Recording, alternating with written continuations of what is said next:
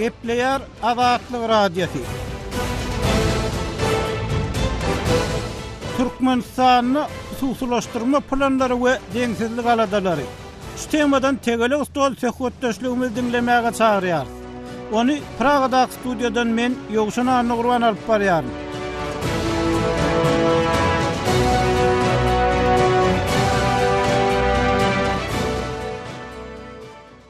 Türkmenistanyň prezidenti Gurbanuly Berdimuhammedow dekabr aýynyň aýagyna döwlete degişli emlaklar döwletden aýyrmak we hususy eçilge bermek hakynda kanuny gol çekdi. Bu kanun 1-nji ýyldan güýje girýär. Ýöne bize ýurt içinden gelip oňşan habarlardan ma'lum bolşuna görä, bu işin adaletli boljagyna anam o diýen ýokary däl. Eýsem Türkmenistanyny hususlaşdyrma işi şu neçenli nähil bökdönçliklere duçar boldy we onuň öňünde nähil geçilmeli sepgitler bar. Bu arada söhbeti Aşgabatdan siyasi aktivist Nurverdi Nurmehmet, publisiýaçy Amanmurat Bugaýew, Türkmen parlamentiniň öňkü deputaty Halmurat Söýün gatnaşýar. Şoňlyň birlikde bir ýerde aýdylmaly Nurverdi Nurmehmetem ýaz Amanmurat Bugaýda belli bir döwürlerde hususiýetçilik bilen, biznes bilen meşgul bolan adamlar. Sizin pikiriňizçe bu kanun näme üçin şu wagt kabul edilýär? Olary şu arada gurrun etsek. Nurverdi Nurmehmet, siz kanun bilen tanyş bolmaňyzmy? Onda nähili gowdatlar bar esasan? Men kanun bilen tanyş boldum. Kanunda gowdatlarym bar, bir näme batmaýan datlarym bar-da. Misal üçin gowdatlar halka peýdaly boljak, şu hususiýetçilere peýdaly boljak nähil gowdatlar bar, olardan nähil peýdalanyp bolar? Şol gowdatlar elbetde döwlet emlagini hususiýetleşdirmek, yurda bazı kızaatını giydirmeleri, telekeşlem yadlarını kullandırmağı, dasarlıktan investisiyalar getirmek için ülkelik eder. Yörüsen için ne? Hususiyetleştirme esasında kâbir bolmayan rahatlarım var. Esasanım sol bolmayan rahatlar sol hususiyetleştirme için şu an şerit dönebildi mi? Hepsine sonuna. Sol şeritleri dönetmek için ülke önüne siyasi reformalar geçirilmeli. Son esasında da halk hakimliği dönebilmeli. Siyasi parçalar dönebilmeli. Brazil cemiyeti resmeli. Yurtta kanunçuluk işlemeli. Ayanlık bolmalı. Ama şuratlar xäberçenli edilmedi. Sol ýardaýda kärden hususiyetleşdirmek etsen, ola ýam halkyň peýdasyny boljak däl. Üstede ýene bir rat aýtmaly ştaýda ýoksan. Halk horuldy. Ýalygyny düşýän motor ýam 90-njy ýylyň başynda prezident Niýazow halk emlagini döwlete geçirdi. Halkları ütküdüp derhal birleşik etti.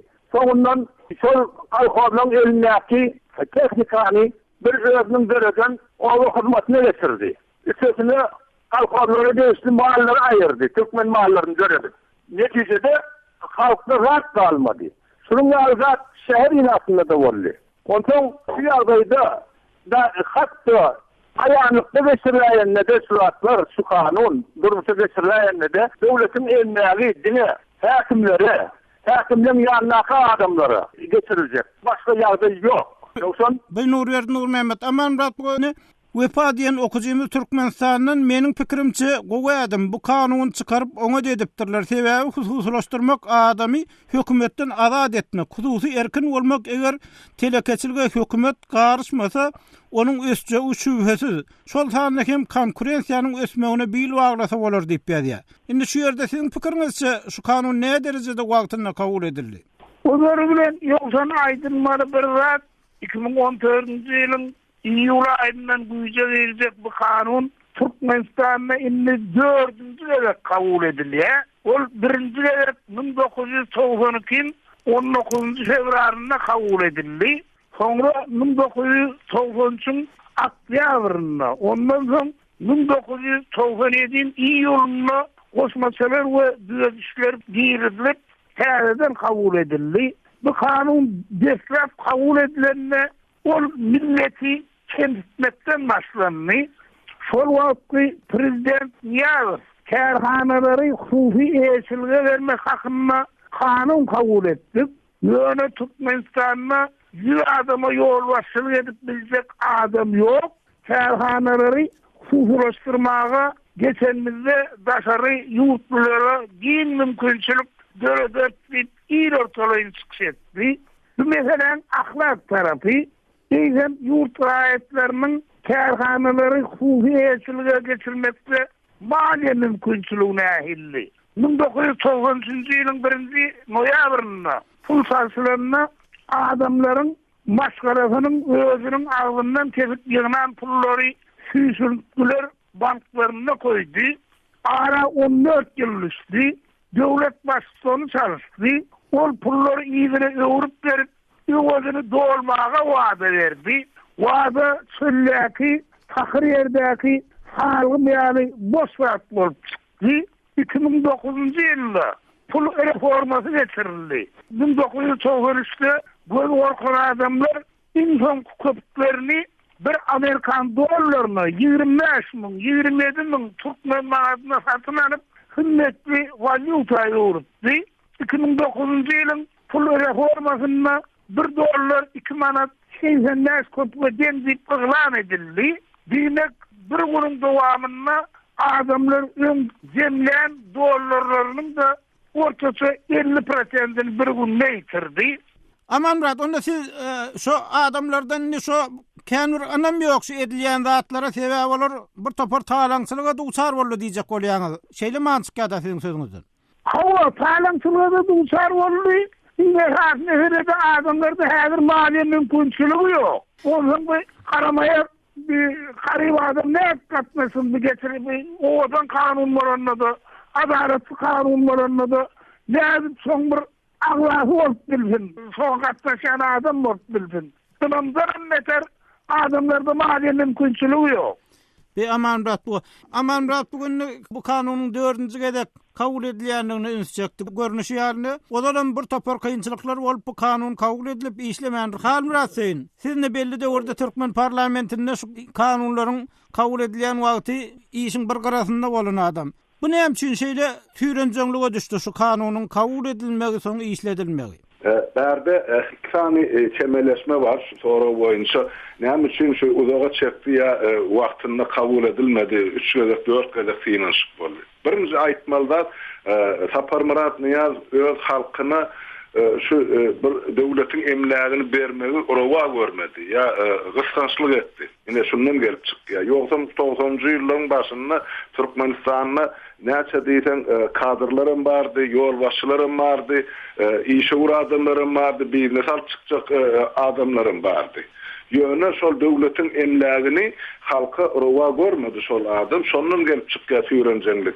Ne aýdylmalyň bir zat bar, goşmaça diýjek bolýan adam şu näme üçin şol kanun bir tarapdan gejikdirildi, ikinji tarapdan şol kanunyň döwletde esasan halkyň uly gatlaryny peýda getirmejegi bardy. Ýani nur berdi aklyk siyasi kynçylyklary ya aýdyn ykdysady kynçylyklar hemme jinsan apgeşdi onu aýdyp oturmak gaýtalamak gerek däl. Ýöne şol hakyky aýdylan zatlar. Şol sebeplere göre de Türkmenistanyň nähilede hususlaşdyrylanyna da halkymyzyň esasy agla we gatlygy bu geçiriljek hususlaşdyrma prosesinden garada galjak. Privatizasiýa geçiriljek, hususlaşdyrylmak geçiriljek döwletde orta gatlyk bolmaly. Bizde Türkmenistanyň gynançagam orta gatlyk ýok. Bizde milletin 1% aşabay, galan 99% şol aşabaylaryň elinden näme artan süýşenini orowa görülýän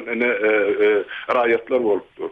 Esasan privatizasiýa geçiriljek döwletde ya geçirilýän döwletde adaletli bolmak üçin orta gatlaryň sany orta hasapdan 60-65% ya götürüm ýagdaýyna bolany, ol döwletlerde geçirilýän hususlaşdyrma halkyň hemmejini dende ya deňrek derejede paýlanjagy ya haýır getirjegi görnükdir.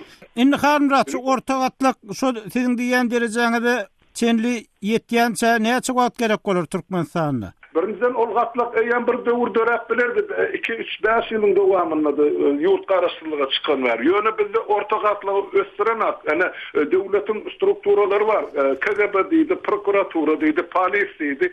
Bular şol ýani ösüp barýan biznesmenler ya bir maşgaly patronda işleýän adamlar, kärenesinde işleýän adamlar, çala aýagy galany gelip kapytyna ine munyň bokurdawyny ýapyjak ähli gazanlaryny ine suut gatyk diýip ine süýräp elinden alıp otylar. Ondan bizde orta gatlyk nädip döresin?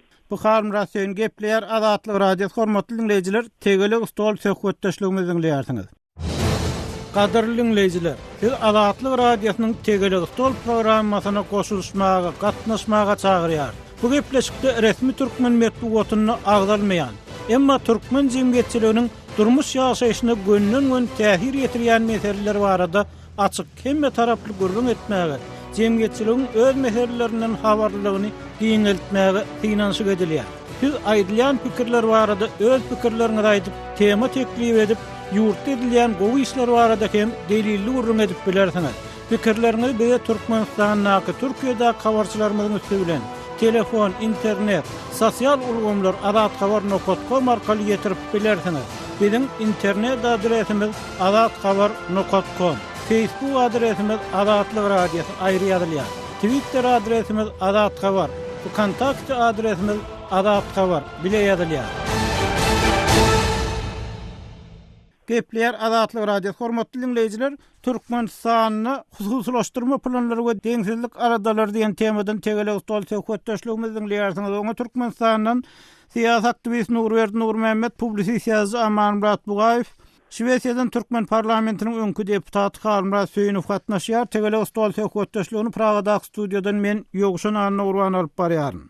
Nurberdi Türkmen medeniýeti şu kanunyň adaletli boljagyny, ýagny halkyň adamlaryň aksiýalar satyn alyp biljegini hem şu satylan kärhanalardan girdej alyp biljegini aýdýa. Şurda bir topar işleriň edilendigini, kanuny esaslaryň goýulandygyny aýdýa. Siziň pikiriňizçe bu kanunyň durmuşa geçiriliş mehanizmleri nähili? Şu mesele söýerdiňizmi siz?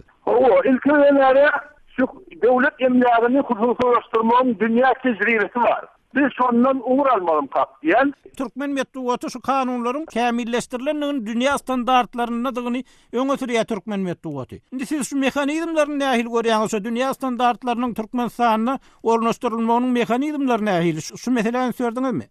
Näçe dünýä standartları diýilen mesele devştirat. Polşada o da bir sosyalistik döwletdi, halkyň emlagyny özüne jemlän döwletdi. Şu taýda hususiyetleşdirmek voucher etasına edildi. O şekilde de son halkı voucher etasına edildi. Başka da son halkı yurtlarda son etasına edildi. Bu voucher etasına edilmek demek, devletin emlaki millete mut verilmek. Terazi devletin emlak halkınkı. Olara birinci yetmeçilik şu, kanunun ulu yetmeçiliklerden. İkinci bir rat. İnni kârhanalar hususiyetçiliğe satılmalı. Şu kârhananın satılışında şuna alakalı bir rat ayrılan. Kârhananın iş yerlerine, sonranın sosyal varlığı için kârhananın nominal bakatının 10% koyuluyor diye. Dağılın 90% satılıyor. O auksyonun üstünden başka il görüşüyordu. Ama şu kârhanada işleyen adamların şu 10% alma mümkünçülüğü var mı? Elbette yok. Sebebi şu adamlar öz zahmet hakkını yaşayan adamlar. Hayal zahmetini yaşayan adamlar. Onlarda onca pul yok. Onların öylerim yok. Öyleri yıkılıp elitada caylarından cay alamam olsalar. Onların vergisi yekavır öğrelerine değil artık çoğunluk koruna geçen vergileri var. Ondan bu yağdayda hizmetleşme getirmek gabakatlyk mı kadiyen? Gabakatlyk diýen ikinci tarapdan näşe kärhanalar girdejisiz duran bolsa, olaryň ýagdaýy umman yaramazlaşýan bolsa, olaryň işletjek adamlara berilmegi näme üçin gabakatlyk bolup biler? Ýok, oňa ýaly ýoksan. Men bir misal getireyim. Bir 3-4 ýyllykda akal mewe diýilen edaran etesli bölegini, köp bölegini hususiyetleşdirdiler. Onu satdylar. Prezidentin şonu aýdan zady var. Akal meweleri kışa saklamak, bu organları kısa saklamak için, halkının sağlığı için vurulan zaten. Sol alınan adiyetler, sol meyve içindeki alınan saklanan adiyetler, son alıkı işler etmeli. Ama kadir, solların birim son alıkı iş eden o. Onlar eyyem absolut maskaratlarıyla mesul olduyorlar. Sol adamlar hakikaten bayi adamlar. Onlar örlerine sol adiyetleri almaya pul taktılar. Ama sollardan deklarasyası oran olmadı. Onlar pullarını nahil kazandırlar. Şu mesela seyredilmedi. İnniki hususiyetleştirmede de deklarasyalarda hiç il gurrun etken yok. Şunu o eden bir gavakatlık. Bir ondan kimin eline düşmeli? Bir sorun eline düşmeli. bulup düşmeli. Şu ýagdaýdan çykmak soňundan revolýusiýa bilen geçmelimi? Ama biz revolýusiýa barmalymy? Men şu ýoly tabakatlyk bir soň için aýdýan. Bu Nurmehmet'in pikri. Aman brat, bu indi siz bir yerde nähir bir pozitiv zatlar görýäňiz. Bir tarapdan kolhoz sowhollaryň emlägi dargydylygyny ýaşdyrýar. Ikinji tarapdan adamlaryň ýagdaýy, iş ýerleri meselesi hem öňde dur. Eger şu kärhanalar hususlaşdyrylsa, iş ýerleriniň köpelmek mümkinçiliginiň bardygy edilýär. Ýa-da kärhanalar aksiýalar arkaly ýa başga bir usulla adamlara berilse, bu adamlara giýdiji getirip biljek. Siz nähil bir pozitiv mümkinçilik görýäňiz ýa-da bu taýda hiç ýyly pozitiv zat bolup bilmezmi? Türkmenin bir aýdan ol sözü var. Oýnasa oğlu ýener, çymgarsa atatdy ýa. Bizde häzir oýun edýärler. Nuranadan nurana kanunlar kabul edýärler. Ama hemmede ak yol, nurana yol açık başüstüne amal ediverin, devletin arkanızda dur diýärler. Öyle atatmın ýeňmek üçin kanunlar işlemeli. Oýun edýän oğullarla atatmın ýeňmek üçin hakyky kanunlar işlemeli. Egerde Türkmenistan'da doğrudan devlet eýetçiligindäki kärhanalary ýene gaýrlary hukuky eýetçilige geçiriljek bolsa, çyndan tutulan nurana maksat bolsa, onu olary bilene şurdan ýa ministerlik ýa-da ministerligiň derejesi verilen ýörüýse kontek göredilmeli. Dowlat kärhanalaryny hukuky eýetçilige geçirmek boýunça. İkinciden hem Türkmenistanyň täze mezligi düýnüň işe başlady. O ýerde 80 kontek göredildi. 9. kontekini döretmek gerek. Şu yerde Türkmenistan'da devlet kärhanalaryny hukuky eýetçilige geçirmek boýunça ýörüýse parlament kontek döredilmeli. O yerde gizli adamlarım haýlap seçmeli. Men elbette şeýle adamlar haýlap seçmen kıyın boljagyny bilýän bir kalwy ýüregi ağ adamlar bolmaly bolar. Ehaganam öz sözüniň ýygyny durup bilýän adamlar bolmaly. Onun ýa dogry urun edildi de şol adamlar maliýenin mümkinçiligini döretmeli. Ortagatlyk ýok diýilenem dogry. Indi şol ortagatlyk golaýlap gelýän bir senagatçylar diýilýär, terekeçiler diýilýär, bir topar adamlar var. Bulan arasynda hemmesinden araşdyrdım diýip biljekler. Şuradan paýda etmeli, dowlat sünnetmeli. Çymgarsa asas ýeňer diýilen hakykata gol ýapylmadyk ýerde mudama oýun edýän ogly ýeňer, kanunlar kabul ediler, görenäge ýylyzyna ählat gulary urlup bolar, iş ýüzünde bolan ýagdaýlar öňkünden has sılsılmlaşar, ýa tarap dümlük ädim bolmaz. Ýoksa Hormatly radio dinleyijiler, biziň gepleşiklerimizi internet saytymyzdan hem dinläp bilersiňiz. azadhabar.com internet sahypamyzda size sesli we çap görnüşli maglumatlary, suratlary, videolary hödürleýäris we öz pikirlerinizi aýtmaga çagyrýarys. Türkmenistanda azadhabar.com internet saytymyza derwede.net arkaly girip bilersiňiz.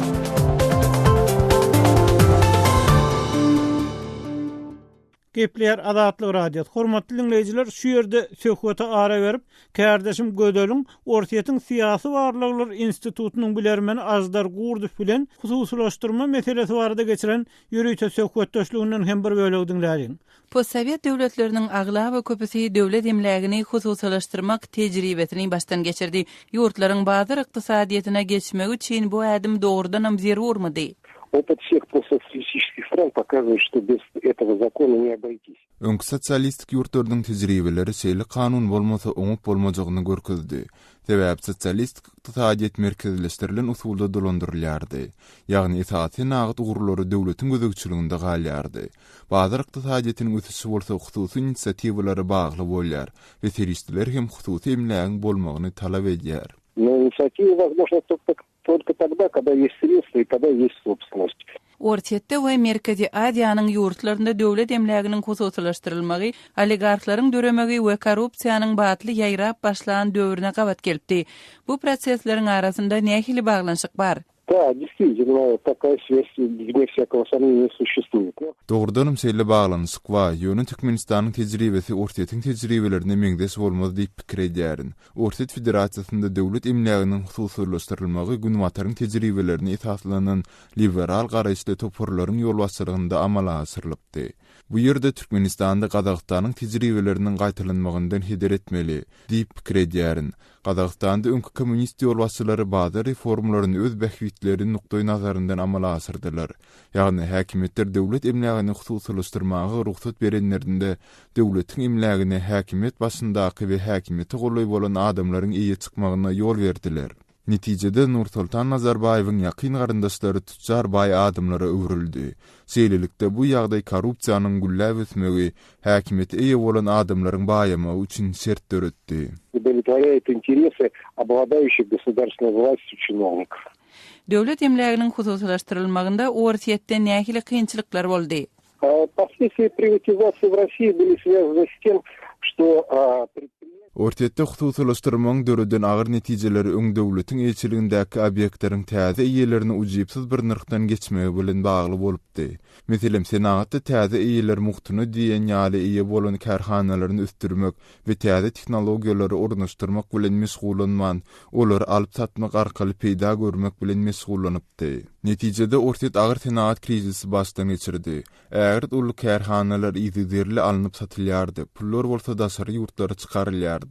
Bu 10 ýyldan gowrak wagtlap dowam etipdi. Üstesine ortaýetyň tejribesiniň esasy negativ taraplarynyň ýeni biri döwlet emleginiň hususlaşdyrylmagynyň netijesinde hakyky manyda hususiýetçiler klasy döremedi. Класса собственников в ходе приватизации так и не было создано. Hormatly dinleyijiler, ajdar Gurduf bilen geçirilen söhbetdeşlikden bir bölegi dinlediňiz. Tegele stol söhbetdeşligimiz dowam etdirýär. Halmrasyň segelýär. Daşary ýurtlardan häzir nähil tejribe alyp bolar? Daşary ýurtlarda bu tejribeler we hususlaşdyrma wagtda da hususlaşdyrylan kärhanalaryň işlemegi wagtda umman aýanlyk meselesinde de şu ýerde siz daşary ýurtlardan häzir Türkmenistany häzirki ýagdaýda nähil tejribeler alyp ornaşdyryp bilerýärdiňiz? Elbette daşary ýurtda Türkmenistan üçin görelli alarlyk ýa tejribe alarlyk işken berdi. Ýöne berdi. Türkmenistany bizde şert ýok şuratlar amal etmäge. Kanunlar owadan bolanmada onun şu kanunlaryň işlemegi Türkmenistanyň hiç bir siýasy, ykdysady ýa kanuny şerti ýok. Şert bolman ýerine de nähil şu wetýän ähli gow kanuny Türkmenistan ornaşdyrylmada da bir gün işlejek zat däl. Ol bir owadan bir aýdaýly bir materialyk bolup çykjak. Ol boljak gelmek. Bu zatlaryň diýibine döwletiň sistematy ütkemänden siýasy sistema ütkemede Türkmenistany amal ederlik hiç bir şert ýok. Şert barada gurrungy diýe. Ol programmany Amerikankyny malsa bor, Ýewropaňkyny malsa bor, hususlaşdyrylan döwlet emlakleri eser öňkü giňişliklerinde de bar görüp otur. Bu Halmrasyň pikiri Gepler Azatlyk radiosu hormatly dinleyijiler, şu ýerde söhbete ara berip bu tema boýunça Azat habaryny okutgamda Azatlyk radiosynyň web saýtyna açylan forma gören seslenmeleriň hem käbiri bilen tanış bolalım. Bu işmen kärdeşim Sehradan haýyş etmekçi. Sehra şu forma gören seslenmeleriň teswirleriň käbiri bilen tanış etsen. Bizim azathabar.com web sahypamyzyň ýöri tetelik stola başlanan bölüminde azatly okuyjymyz deňlik bolmaz. Onu da bizde. Sebäbi ýokardakylar aşagdakylary nähil güne salsalar ellerine. Arz ederi ýer ýok. Muny hemme bilýär we dymýar. Hususlaşdyrma adalatsyz geçiriler. Ýokardakylar paýlaşar barzady. Garyplar gulýaly bolup galar diýip öz pikirini beýan edipdir. Aynı adı bilen tesvir alıran yeni bir okuyucumuz menim azatı alıp pikir edýän. Biz her zatdan gorkýas, milletimiz pullardan, özünden beýik wezipellerden gorkup ýaşaýarlar. Yeni wezipesi bolanlar garamaýaklaryň arkasyndan baý boljak. Erde döwlet hususiýetçiligi dogry ýola goýsa ýaman bolmaz. Konkurensiýa boljak. Konkurensiýa bar ýerde hil öser diýip pikir edýän öz garaýşlaryny beýan edipdir. Adyl bilen tesvir alyran yeni bir okuyucumuz adamlar passiv bolsa ýa gorksa kim olaryň hakyny alyp bersin. Ozal ýazyp döwrüne bolşýaly, mallary, tehnikany satan adamlar ýaly yeni wezipeler paýlaşarlar. Adamlar agzyny açyp galar. Bizde derek wamy näme? Bir-biri kemsidici söz diýmeli bolsa bardyr. Hakymyzy talap etmeli bolsa ýokdur diýip öz pikirini beýan edipdir. Çary Chaplin ady bilen tesir alyran başga bir okuyjymyz bolsa, başga çykaly ýok. Iriç hususlaşdyrma gelmeli. Adyllyk az bolar, dogry. Emma barýarka prosesi hemmedat kämilleşer. Bu işe başlamak durondan has how diýip öz pikirini beýan edipdir. Ve paatly beýleki bir okuyjymyz bolsa, meniň pikirimçe gowy ädim bu kanuny çykaryp oňat edipdirler. Sebäbi hususlaşdyrmak adamy hökümetden azad etmek.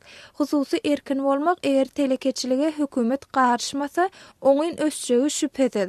Şol sanda hem konkurensiýanyň ösmegine hem bil baglasa bolar diýip öz pikirini beýan edipdir.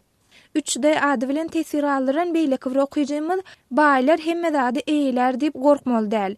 Eýlesinler, emma barýarka olaryň eýleýän zatlar has iş bilýän, dowumly adamlaryň eline geçer. Diplomy satyn alan baý oğullary iş bilmese, öwrenmese, baýlygyny saklap bilmez.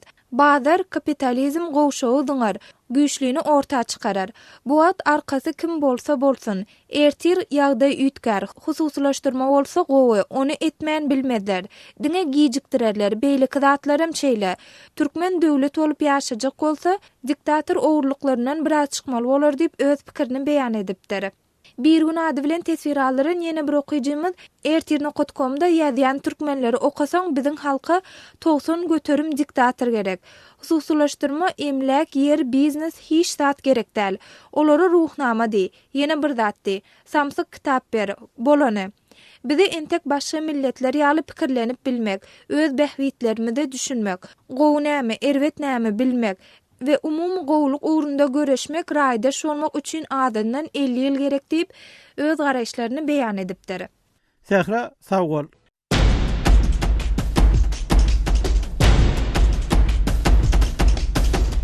Azatlyk radiosynyň Azatlyk TV bölümi indi YouTube internet saytynda hem işläp başlady.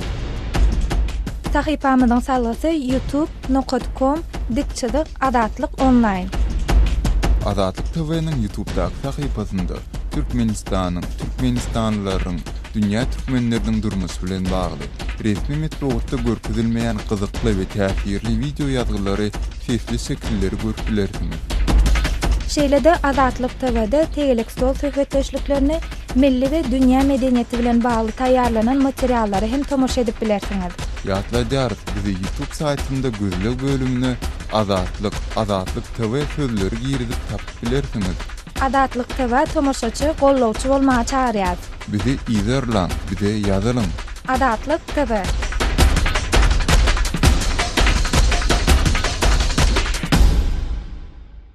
Gepleýär Azatlyk radio formatly dinleýijiler, Türkmenistanyň hususlaşdyrma planlary we deňsizlik aladalar diýen temadan tegelik stol söhbetdeşligimizi dinlediňiz. Oňa Türkmenistanyň siýasat aktivisti Nurberdi Nurmehmedow, publisist ýazgy Amanmurat Bugaýew, Şwesiýadan Türkmen parlamentiniň öňkü deputaty Halymrat Söýünow gatnaşdy. Söhbetdeşlik Pragada studiýadan men Ýogşan Anna alyp bardym. Bu mesele barada eger siziň pikirleriniz, bellikleriniz bolsa, azatxabar.com, Azatlyk radiosynyň web saýtyna adyny ýene bir gezek gaýtalaýaryn azatxabar.com.